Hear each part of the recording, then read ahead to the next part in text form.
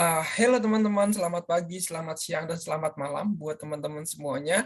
Jadi di sini saya akan menjelaskan beberapa mengenai persiapan dokumen atau bagaimana sih kita harus prepare mengenai beasiswa dan apa yang harus kita persiapkan dan lain-lainnya. Karena kalau kita bicara tentang hal ini, pastinya kita pasti akan bingung nih masalah dokumen apa yang dibutuhkan dan kemudian kira-kira beasiswa apa yang cocok dengan kalian gitu. Jadi harap diperhatikan dengan seksama karena ini merupakan hal yang sangat penting.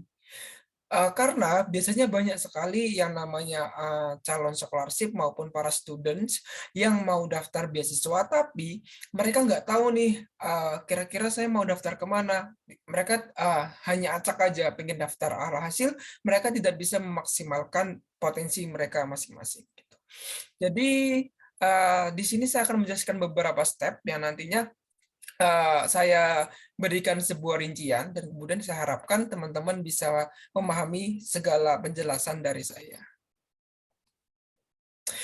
Oke, sebelumnya perkenalkan nama saya Imam Imroni. Saya merupakan salah satu award LPDP 2019 batch 2 dan jikalau teman-teman ada pertanyaan yang sekiranya masih kurang jelas dalam presentasi saya ini maupun dalam video saya ini, silakan kalian bisa menghubungi saya melalui Instagram yang tertera di sana. Terus bagaimana sih cara kita buat memilih scholarship yang kira-kiranya sangat cocok dengan kita? Yang pertama, scholarship itu biasanya ada tiga jenis. Yang pertama yang fully funded, partial funded, dan parents funded. Yang fully funded otomatis semua biaya yang kalian akan keluarkan pastinya akan ditanggung semuanya, baik dalam tiket penerbangan, biaya hidup, biaya tuition fee, terus asuransi maupun hal-hal yang lainnya sekiranya kalian butuhkan nantinya ketika kalian kuliah di tempat tujuan kalian masing-masing.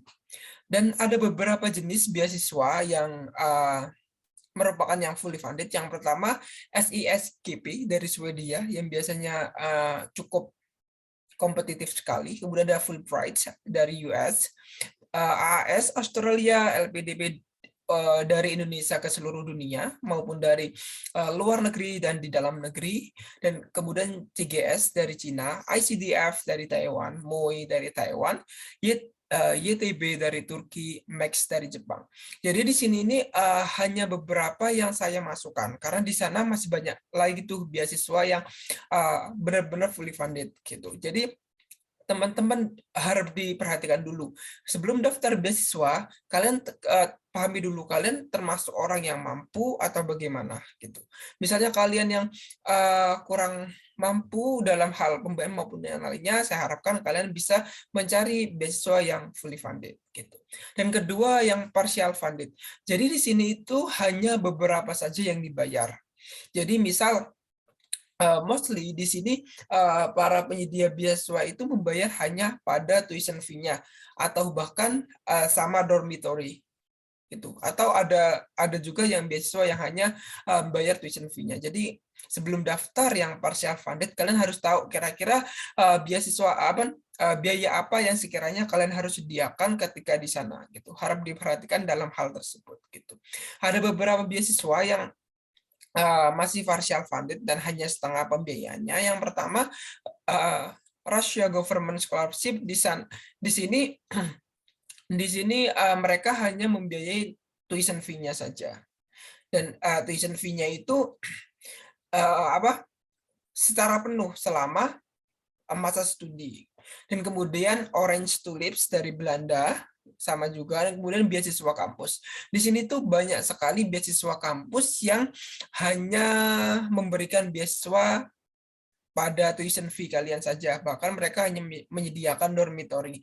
Dan untuk biaya hidup kalian harus membiayai diri kalian sendiri. Jadi teman-teman harus diperhatikan sebelum daftar yang partial funded, kira-kira kalian sanggup nggak kalau seandainya lolos di sini untuk membiayai hal-hal yang tidak di cover gitu. Dan kemudian parents funded di sini maksudnya itu self funded. Jadi di sini jikalau orang tua kalian maupun keluarga kalian benar-benar mampu untuk membiayai kalian di seluruh dunia dimanapun itu, silakan mendaftar di sini. Jadi kalian nggak perlu menyediakan kayak dokumen, proses dan lainnya, nggak perlu. Jadi kalian dipastikan lolos di dalam Parents Funded ini. Dan kemudian untuk universitasnya juga tergantung kemampuan dari orang tua kalian.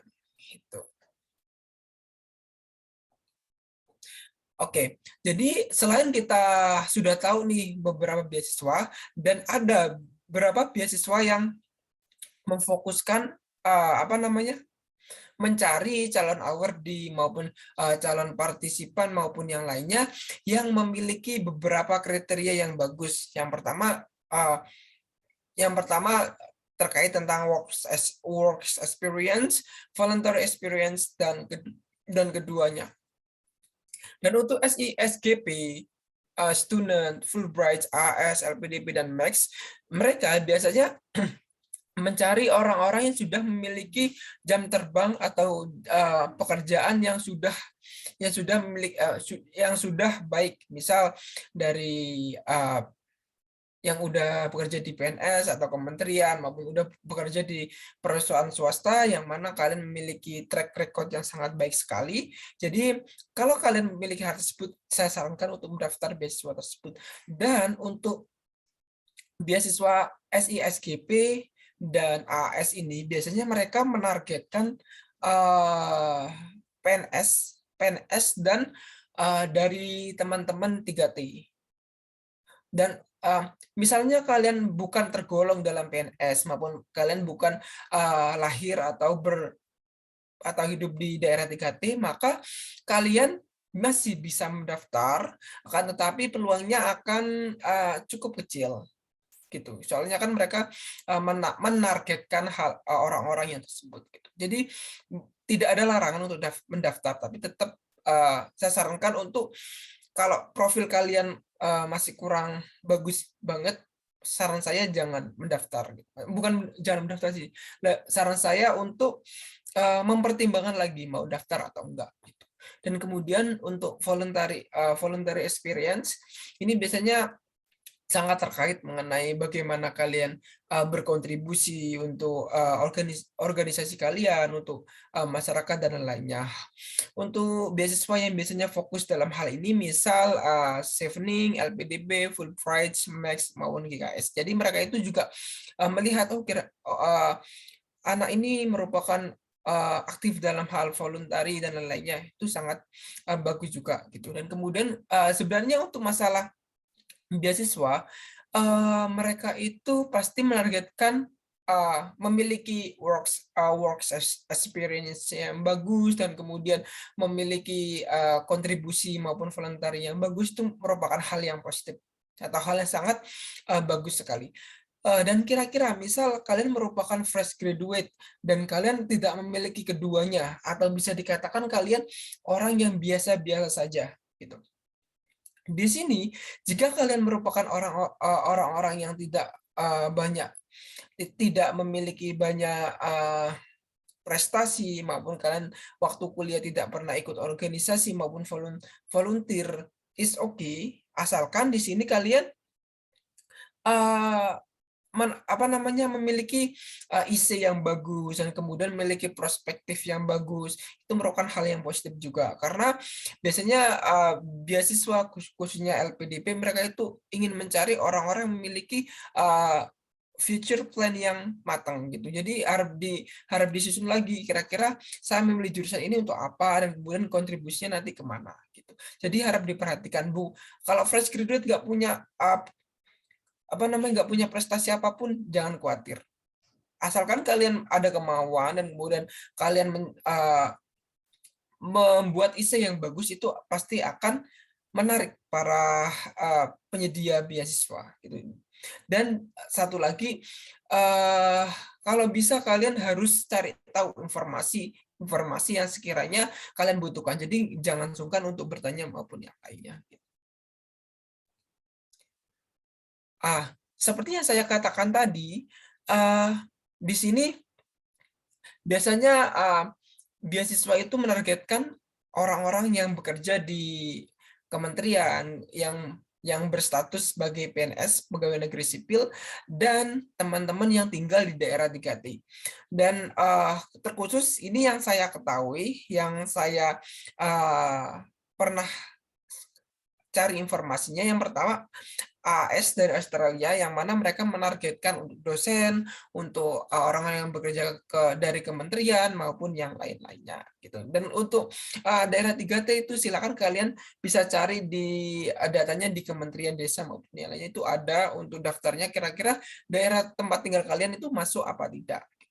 Dan kemudian SISDP ini sangat ketat sekali bisa saya katakan, karena mereka harus memiliki profil yang bagus, terus memiliki jam terbang yang juga enggak sedikit. Jadi di SISGP ini mereka memiliki kriteria harus sudah memiliki pengalaman 2 tahun. Jadi kalau kalian masih belum memiliki pengalaman tersebut, saya sarankan untuk mencoba beasiswa yang lainnya, karena peluangnya juga sangat kecil sekali. Dan kemudian untuk Max dan Students, Max ini bisa dikatakan sebenarnya untuk peluang teman-teman yang enggak termasuk PNS maupun yang tidak termasuk tinggal di daerah 3T itu masih terbuka. Akan tetapi Max biasanya juga menargetkan berapa yang harus mereka ambil dan lainnya. Jadi kalian coba aja kira-kira di Max ini di Max ini bisa saya katakan bahwasanya peluang untuk keterima itu lebih besar daripada beasiswa yang ada di sini, yang ada 4 ini, gitu. Jadi bisa kalian coba untuk Max yang mengarah atau tujuan kampusnya ke Jepang. Terus kira-kira apa sih dokumen yang perlu kalian perhatikan untuk mendaftar beasiswa? Karena ini merupakan hal-hal yang sangat krusial. Karena biasanya beberapa orang itu bahkan masih tanya nih, kira-kira dokumen apa sih yang saya butuhkan itu? Di sini dokumen yang kalian butuhkan itu tergantung dari beasiswa yang kalian daftar. Misal dari kalian ingin daftar CGS dari ke Cina, kalian harus membutuhkan dokumen-dokumen yang sesuai dengan negara tujuan kalian. Misal kalau Cina itu lebih mengarah ke HSK atau skor bahasa untuk skor bahasa Mandarin gitu. Dan skor bahasa Mandarin itu tergantung kampus tujuan kalian. Misal kalian nanti di kelas diajar dalam bahasa Mandarin atau bahasa Inggris. Kalau bahasa Mandarin berarti kalian harus melampirkan HSK. Kalau kalian nanti belajar di sana dalam bahasa Inggris berarti kalian harus menampilkan untuk IELTS maupun dari ataupun TOEFL gitu. Jadi harap diperhatikan hal-hal yang mendetail tersebut. Karena kalau seandainya kalian udah diterima dan kalian nggak tahu bahasa apa yang digunakan, itu sangat beresiko sekali. Dan ini merupakan dokumen-dokumen yang biasanya dan umumnya diminta oleh para penyedia beasiswa. Yang pertama ijazah. Ijazah ini nantinya akan saya jelaskan di slide berikutnya. Kemudian transkrip nilai, paspor, surat rekomendasi, skor bahasa IELTS atau TOEFL, personal statement atau motivation letter itu sama saja. Kemudian study plan, short questions from the course or university. Biasanya mereka itu ada short question dari setiap dari akun pendaftaran mereka masing-masing, dan kemudian additional documents kayak misal kalian memiliki sertifikat kompetisi, menang juara apapun yang lainnya, itu bisa kalian masukkan sebagai dokumen tambahan. Nah, di sini saya mau menjelaskan juga karena biasanya banyak teman-teman yang bingung. Yang pertama, ijazah dan transkrip nilai. Untuk masalah ijazah dan transkrip nilai, kalian tentukan dulu, kalian pastikan dulu ijazah kalian itu dalam bahasa Indonesia atau dalam bahasa Inggris, atau bisa dikatakan keduanya, atau dual bilingual. Jadi kalau seandainya ijazah kalian dan transkrip nilai kalian itu dalam bahasa Indonesia dan kalian ingin mendaftar ke luar negeri, berarti kalian harus mentranslate-nya terlebih dahulu. Jadi translate-nya itu bukan translate kalian. Jadi bukan translate kalian translate sendiri, akan tapi itu membutuhkan dari instansi yang sekiranya memiliki izin untuk untuk mentranslate dokumen gitu. Jadi harap diperhatikan untuk masalah tersebut gitu. Dan kemudian bagaimana kalau seandainya saya merupakan mahasiswa yang baru lulus? Kalian di sini bisa menggunakan surat keterangan lulus. Biasanya kan kalau kalian udah bandel, udah daftar wisuda dan benar-benar udah tinggal lulusnya saja dan kalian mau daftar beasiswa, kalian minta ke bagian akademik untuk dibuatkan surat keterangan lulus yang nantinya bisa kalian gunakan sebagai bukti bahwasanya kalian akan lulus pada tahun ini gitu. Dan kemudian paspor. Di sini untuk teman-teman yang ingin kuliah di luar negeri, kalian pastikan kalian sudah memiliki paspor. Karena paspor ini merupakan identitas kalian sebagai data diri kalian. Sehingga para beasiswa itu tahu, oh kamu dari negara ini, kamu umur segini, dan lain-lainnya. Dan kemudian surat rekomendasi. Di sini surat rekomendasi itu biasanya ada beasiswa yang minta 1, 2 maupun 3. Namun di sini mostly para beasiswa itu minta kalau enggak 1, 2. Dan surat rekomendasi itu bisa kalian minta dari tempat kerja kalian dan atau dari dosen kalian gitu. Jadi kalian minta kepada orang-orang yang benar-benar tahu kalian gitu. Dan kemudian skor bahasa. Untuk skor bahasa ini biasanya paling minimal sekali itu 6,5. Untuk IELTS itu 6,5, kalau untuk TOEFL IBT itu 79.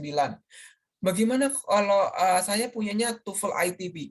TOEFL ITB untuk di luar negeri itu sekarang sangat-sangat jarang sekali yang mau menerima. Kecuali di negara ASEAN, misal dari Thailand, terus Malaysia. Kalau Malaysia itu ada beberapa yang nerima, ada yang beberapa enggak. Kecuali yang kampus-kampus besar Malaysia itu kebanyakan mereka enggak nerima. Kalau Thailand itu mostly mereka itu masih nerima untuk TOEFL ITB. Dan kemudian kayak intinya negara ASEAN, kemudian negara lainnya itu masih jarang juga sih. Kayak Cina itu masih nerima, tapi kampus-kampus yang kecil, kampus-kampus yang masih bisa dikatakan kampus-kampus baru. Jadi kalau seandainya kalian targetnya kampus-kampus yang sekiranya memiliki nama maupun memiliki posisi yang bagus, saya sarankan untuk daftar IELTS ataupun TOEFL gitu. Dan kemudian untuk masalah minimal banknya berapa maupun yang lainnya itu tergantung kampus kalian masing-masing. Misalnya untuk kalian misal tujuan ke Australia, ke mungkin atau ke Melbourne, biasanya mereka itu minta minimal untuk all band itu 6,5. Jadi kalau seandainya kalian ada skor yang kurang dari 6,5, biasanya mereka itu akan menolaknya. Atau kalian diminta untuk retake lagi sampai sesuai dengan standar mereka. Gitu. Jadi harap diperhatikan kira-kira skor kalian ini cocok ke universitas mana. Jangan memaksakan diri. Kalau seandainya kalian ingin retake lagi is okay. Kalau seandainya kalian nggak ingin retake lagi, jadi cari kampus-kampus yang sesuai dengan syarat-syarat yang kalian miliki gitu. Dan kemudian personal statement, study plan, and short question ini biasanya itu tergantung kampusnya juga. Misal dari personal statement biasanya beasiswa maupun kampus itu memiliki kriteria yang beda-beda. Ada yang maksimal 500 kata, ada yang maksimal 500 karakter maupun yang lain-lainnya. Jadi harap diperhatikan, jangan sampai kalian mendaftar beasiswa maupun universitas tapi personal statement yang diminta hanya 500 kata, tapi kalian menulis sebanyak 1000 kata. Itu pasti akan ditolak terlebih dahulu di dalam proses administrasi. Jadi harap diperhatikan dengan baik gitu. Dan biasanya mereka itu ada pertanyaan-pertanyaan yang khusus, pertanyaan-pertanyaan yang khusus yang mereka ajukan kepada calon mahasiswa mereka gitu. Oleh sebab itu, short question ini biasanya ada di sana. Di sini ini mereka itu ingin tahu kira-kira gimana sih calon mahasiswa yang akan daftar di sini dan lain-lainnya.